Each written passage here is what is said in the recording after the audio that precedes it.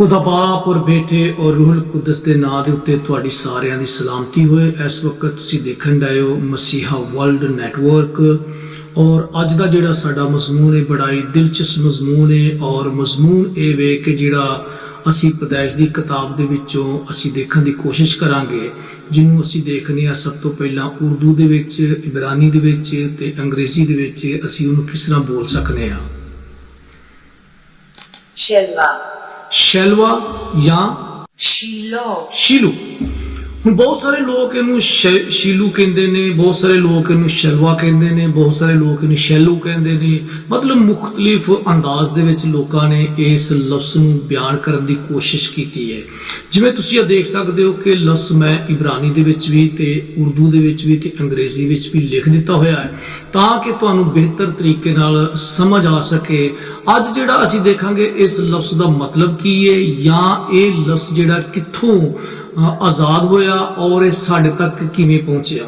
मेरे अजीजों, सब तो पहला असी जदों इस लफ्ज़ नूं देखदे हां और ये पैदाइश की किताब ओदा अपना 49 चैप्टर ओदा वर्सेस 1 तो जदों असी पढ़ना शुरू करने आ ते इत्थे इन्हां दी तफसीलात जिहड़ी है वो कलमबंद की गई है। मेरे अजीजों, असी थोड़ी देर वास्ते इहनूं असी देखांगे कि कलामे मुकद्दस जिहड़ा है इहदे मतलब की आखदा है। कलामे मुकद्दस के मुताबक जिहड़ा या उर्दू की जिहड़ी डिक्शनरी के मुताबक इहदा मतलब की बनदा है। सब तो पहला है कि दा शैलवाज नूं नामजद किया गया आम तौर पर और इहदा मतलब हुंदा जायज़ या हक या कारकर्दगी सर अंजाम देने वाला या एक हुक्मरानी। ये उर्दू डिक्शनरी के मुताबिक इहदा मतलब ये बनता है। हुण असी सब तो पहला असी देखने कि भी एक बड़ा ही दिलचस्प लफ्ज़ है, क्योंकि इहदे मुताबिक जदों असी कुछ सोचीए कोई देखिए तो सानू ये पता चल जाता है। और दूसरे लफ्ज़ों दे विच असी इहनूं देखने आ कि खात्मे की नज़दीकी की पेशनगोई भी नज़र आती है। ये 10 नकात ने जिन्हां दे उत्ते गौर की जाए। कोमे या शलवा की मतलू होगी। अगर पैदाइश 49 चैप्टर ओदी 10 आयत नूं पढ़िए तो उत्ते लिखा जी हाँ शलवा हुक्मरानी करने का हक या वसारत या विरसत जिन्हों कहते हैं उहदे विच विरसा दे विच चीज़ लैण वाला इहदा मतलब यह हुंदा है हासिल करना और उहदी नुमाइंदगी या सल्तनत या आसे दे नाल जिहदी हुकूमत जिहड़ी है वो मकूफ या खत्म नहीं होवेगी। लोग मसीह दे आन दे मुंतजर सन। सब तो बड़ी गल है कि लोग मसीह दे आन दे मुंतजर सन। अगर ये नकात 4 नूं अगर देखा जाइए तो इथों ज़ाहिर हुंदा है कि वो एक बादशाह दे बारे गल कर रहे सन। उन्होंने शलवा का लकब दिता। इस पेशनगोई के मुताबिक शलवा नूं यहूदा दे कबीले दे विचों ही आना जरूरी सी।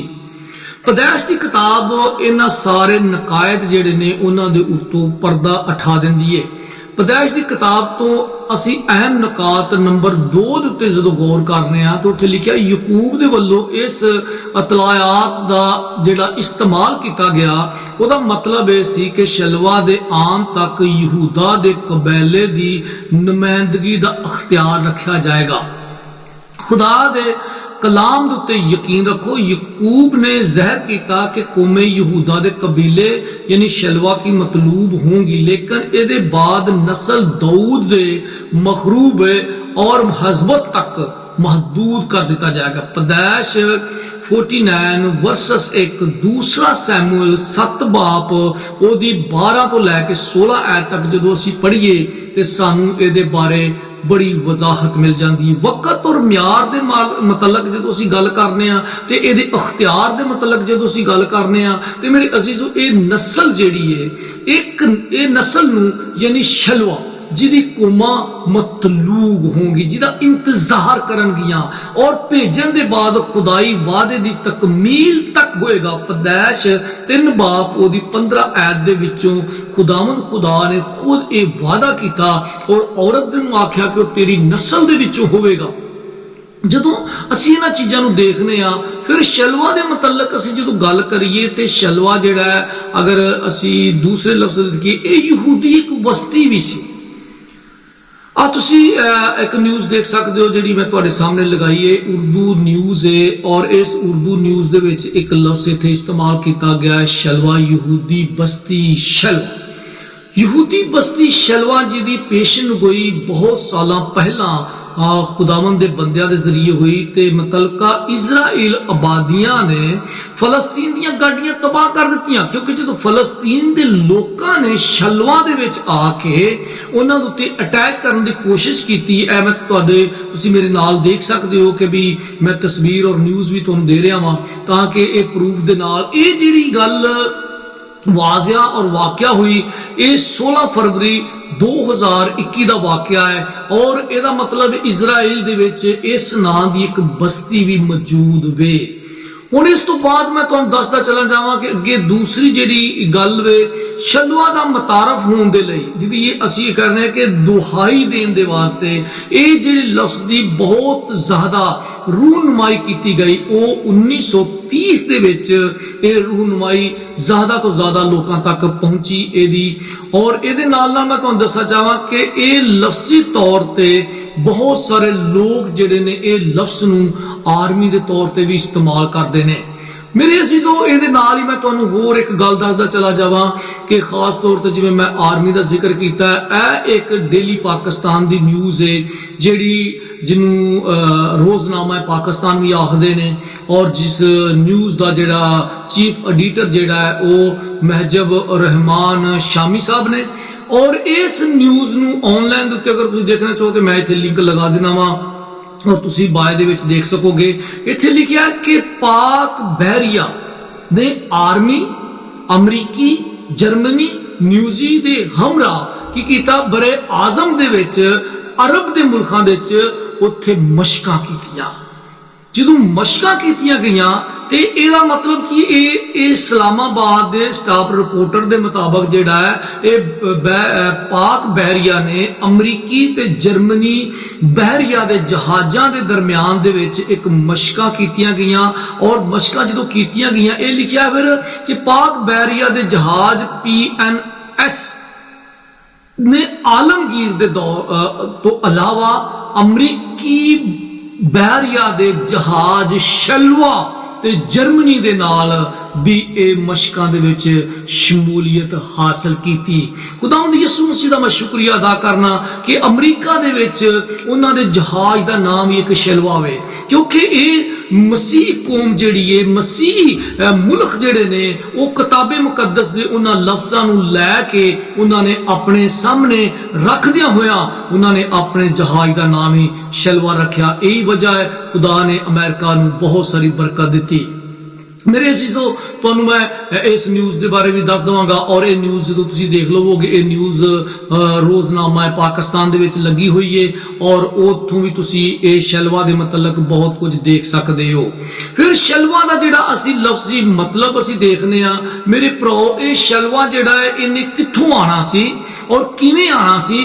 ਅਗਰ ਅਸੀਂ ਦੂਸਰਾ ਸੈਮੂਅਲ 7 ਬਾਬ ਉਹਦੀ 12 ਤੋਂ 13 ਆਇਤ ਪੜ੍ਹੀਏ ਤਾਂ ਉੱਥੇ ਲਿਖਿਆ, ਜਦ ਤੱਕ ਤੇਰੇ ਦਿਨ ਪੂਰੇ ਹੋ ਜਾਣਗੇ ਤੇ ਤੂੰ ਆਪਣੇ ਬਾਪ ਦਾਊਦ ਦੇ ਨਾਲ ਸੌ ਜਾਏਗਾ ਤੇ ਮੈਂ ਤੇਰੇ ਬਾਅਦ ਤੇਰੀ ਨਸਲ ਨੂੰ ਜਿਹੜੀ ਤੇਰੇ ਸਲਬ ਤੋਂ ਹੋਏਗੀ ਖੜਾ ਕਰਕੇ ਉਹਦੀ ਸੰਤਨਤ ਨੂੰ ਕਾਇਮ ਕਰਾਂਗਾ। ਉਹੀ ਮੇਰੇ ਨਾਮ ਦਾ ਇੱਕ ਘਰਾਣਾ ਕਲਾਏਗਾ, ਮੈਂ ਉਹਦੀ ਸੰਤਨਤ ਦਾ ਤਖਤ ਹਮੇਸ਼ਾ ਦੇ ਲਈ ਕਾਇਮ ਕਰਾਂਗਾ। ਦੂਸਰਾ ਸੈਮੂਅਲ 7 ਬਾਬ ਉਹਦੀ 12 ਤੋਂ 13 ਆਇਤ ਤੱਕ ਇਹ ਗੱਲ ਲਿਖੀ ਹੈ। ਹੁਣ ਸ਼ਲਵਾ ਦੇ ਮਤਲਬ ਜਦੋਂ ਅਸੀਂ ਗੱਲ ਕਰਨੇ ਆ ਤੇ ਇਹ ਮੈਂ ਤੁਹਾਨੂੰ 6 ਨੰਬਰ ਜਿਹੜੇ ਨੇ ਇੱਥੇ ਪੇਸ਼ ਕਰਨਾ। ਇਹਦੀ ਵਜ਼ਾਹਤ ਜਿਹੜੀ ਹੈ, ਯਹੂਦਾ ਦੇ ਕਬੀਲੇ ਤੋਂ ਪਹਿਲਾ ਬਾਦਸ਼ਾਹ ਦਾਊਦ ਨਸਲ ਦੇ ਵਿੱਚੋਂ ਹੋਣ ਵਾਲਾ ਸੀ ਔਰ ਦੂਸਰਾ ਕਿ ਦਾਊਦ ਦਾ ਬੇਟਾ ਸੁਲੇਮਾਨ 40 ਸਾਲ ਦੀ ਹੁਕੂਮਤ ਕਰਕੇ ਆ। ਉਸ ਤੋਂ ਬਾਅਦ ਇਜ਼ਰਾਈਲ ਹੁਕੂਮਤ ਦੇ 2 ਹਿੱਸਿਆਂ ਦੇ ਵਿੱਚ ਉਹ ਤਕਸੀਮ ਕੀਤੀ ਗਈ, ਇਜ਼ਰਾਈਲ ਤੇ ਯਹੂਦਾ। फिर उस तो बाद नंबर 4 ਦੇ ਉੱਤੇ ਜਦੋਂ ਅਸੀਂ ਦੇਖਦੇ ਹਾਂ ਕਿ ਇਜ਼ਰਾਈਲ ਸ਼ਮਾਲੀ ਹਕੂਮਤ ਦੇ ਵਿੱਚ 19 ਬਾਦਸ਼ਾਹ, ਉਸ ਤੋਂ ਬਾਅਦ ਅਸੀਂ ਦੇਖਦੇ ਹਾਂ ਕਿ ਯਹੂਦੀ ਜਨੂਬੀ ਹਕੂਮਤ ਦੇ ਵਿੱਚ 20 ਬਾਦਸ਼ਾਹ ਬਰਪਾ ਹੋਏ ਔਰ ਯਹੂਦਾ ਦੇ ਉੱਤੇ ਆਖਰੀ ਬਾਦਸ਼ਾਹ ਸਦਾਕਤ ਸੀ, ਲੇਕਿਨ ਸਦਾਕਤ ਬਾਦਸ਼ਾਹ ਦੀ ਹਕੂਮਤ ਸੀ, ਲੇਕਿन वो सब हुक्मरान ਜਿਹੜੇ ਸਨ ਉਹ ਖਤਮ ਹੋ ਗਏ। ਲੇਕਿਨ ਯਹੂਦਾ ਦੇ ਕਬੀਲਿਆਂ ਦੇ ਵਿੱਚੋਂ ਇੱਕ ਬਾਦਸ਼ਾਹ ਸ਼ਲਵਾ अब ਹੁਣ ਆਉਣ ਵਾਲਾ ਸੀ, ਕਿਉਂਕਿ ਉਹਨੇ ਹਮੇਸ਼ਾ ਤੱਕ ਹਕੂਮਤ ਕਰਨੀ ਸੀ। ਮੇਰੇ ਅਜ਼ੀਜ਼ ਦੋਸਤੋ, ਮੇਰੇ ਭਰਾਓ, ਜਦੋਂ ਅਸੀਂ ਪੈਦਾਇਸ਼ ਦੀ ਕਿਤਾਬ ਨੂੰ ਉਹਦੇ ਚੈਪਟਰ 49 ਨੂੰ ਪੜ੍ਹਨੇ ਆ ਤਾਂ ਉੱਥੇ ਯਾਕੂਬ ਨੇ ਆਪਣੇ ਬੇਟਿਆਂ ਨੂੰ ਬੁਲਾਇਆ ਔਰ ਉਹਨੇ ਦੱਸਿਆ ਕਿ ਕਿਸ ਬੇਟੇ ਦੀ ਕੀ ਜ਼ਿੰਮੇਵਾਰੀ ਹੋਏਗੀ, ਤੇ ਇੱਕ ਉਹ ਆਏਗਾ ਤੁਹਾਡੀ ਨਸਲ ਦੇ ਵਿੱਚੋਂ ਜਿਹਦਾ ਨਾਂ ਸ਼ੈਲਵਾ ਹੋਏਗਾ ਔਰ ਉਹ ਪੂਰੀ ਦੁਨੀਆ ਦੇ ਉੱਤੇ ਉਹਦੀ ਬਾਦਸ਼ਾਹਤ ਅਬਦੁਲ ਆਬਾਦ ਰਹੇਗੀ।